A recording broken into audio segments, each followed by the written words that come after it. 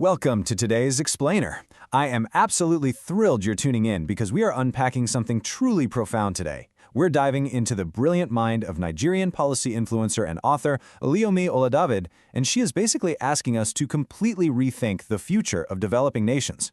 Her piece, Latecomer Development Can Be More Sustainable, literally challenges the entire foundation of how we view global progress, industrialization, and, what it actually means to quote-unquote win the economic race.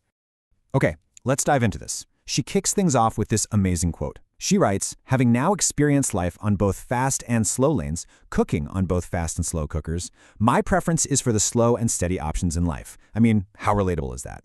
She is taking this massive, complex concept of macroeconomic development and anchoring it right in the everyday reality of a slow cooker. The world is always pushing us into the fast lane, but she's telling us right out of the gate that her preference, and really her ultimate prescription for global development, is all about the care, the patience, and the steady heat of that slow cooker. And that brings us right to Section 1, the fast lane illusion. It's time to question these speedy arrivals.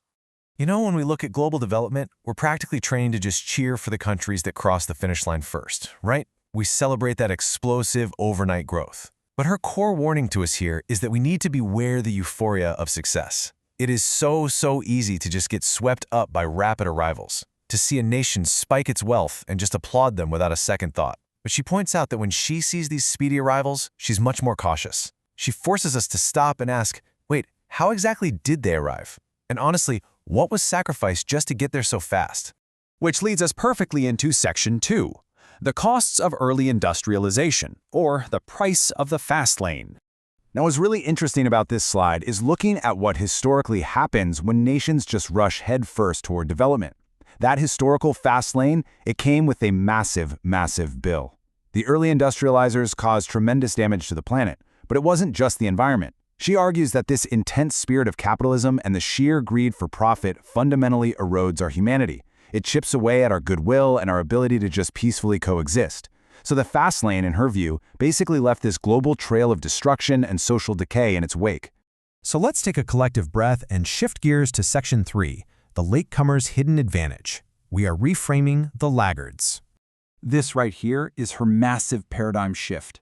She takes a term that the world usually throws around as an insult, being behind in the economic race, and she flips it into this incredible, unprecedented opportunity. She completely redefines what it means to be a latecomer or a laggard. In normal economics, those are practically dirty words for developing countries. But actually, scratch that. She says these nations have the totally unique opportunity to leverage modern insights. They can completely bypass the terrible mistakes of the past and industrialize sustainably. They aren't just behind, they are literally in the absolute best position to learn from everyone else's errors. And this brilliantly illustrates the whole concept perfectly. On one hand, you have the path of the early industrializers, a path driven by greed, one that damages the planet and absolutely erodes humanity. But then, on the other hand, look at the potential she sees for the latecomers. It's a completely different trajectory, one that is sustainable, leans on cleaner tech, and actually works to revive humanity. It is such an incredibly optimistic, forward-looking vision for the developing world. So how do they actually pull this off? Well, she identifies 3 key pillars in what we can call the latecomer toolkit. First up, cleaner technologies. Developing countries don't have to build their foundations on dirty, polluting infrastructure. They can jump straight to the clean tech of today. Second, innovation. They get to design completely new systems built specifically for the modern world. And third, knowledge. This one is huge. They have the immense benefit of hindsight. They know exactly what that early industrialization cost us, and they can use that global knowledge to succeed where earlier nations completely failed. So, knowing all of this, I want to pose a question to you right now. Does development actually have to be a rat race? Does real progress genuinely demand that we sacrifice our planet and our peace of mind just to beat the next country to the finish line? Well, to that question, Oluyomi Oladavid gives a very loud, very emphatic no. Welcome to Section 4, Escaping the Rat Race Through a New Economic Model. She pushes back incredibly hard against this frantic, breathless rush and instead points us straight toward a circular economy. This is an economic system specifically aimed at eliminating waste and ensuring the continual, sustainable use of our resources. This is her brilliant alternative to that greedy, old-school take, make, dispose rat race. Because a circular economy is inherently restorative, right? It's not about consuming everything in sight as fast as possible, it's about sustaining what we have for the long haul so the planet can actually continue to support us. And how exactly do we build these circular economies? By following 3 very crucial steps. And these are the exact adverbs she uses, by the way. Step 1, slowly. Step 2, steadily. And step 3, sustainably. It all ties back perfectly to her opening slow cooker metaphor. By moving slowly, steadily, and sustainably, developing nations can make sure their growth doesn't literally burn the planet out. They can let their progress simmer properly, building something that is deeply lasting and nutritious for their people. And that brings us to our 5th and final section, reviving our humanity. This is the ultimate goal. When you read her bio alongside all these economic theories, something really beautiful stands out.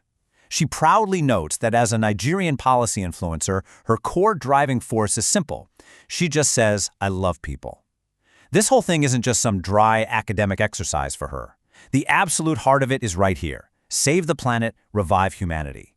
For her, global transformation isn't just about juicing your GDP metrics or topping some chart to prove you aren't a laggard. It's fundamentally about reclaiming our peaceful coexistence. True development means lifting up humanity while fiercely protecting the very earth we stand on. She wraps up her piece with these 3 simple but undeniably powerful words. Yes, we can. It is such an incredible, optimistic final affirmation from her. Because if developing nations can truly harness their unique position as latecomers and actually learn from the past, well, this slow and steady approach might not just build better economies. It might honestly be the exact recipe we need to save the world. Thank you so much for hanging out with me for this explainer. But before you go, I want to leave you with this to chew on. In your own life or your own business, what fast lanes are you prioritizing right now that might actually be costing you tomorrow? Keep questioning, keep learning, and I'll catch you on the next one.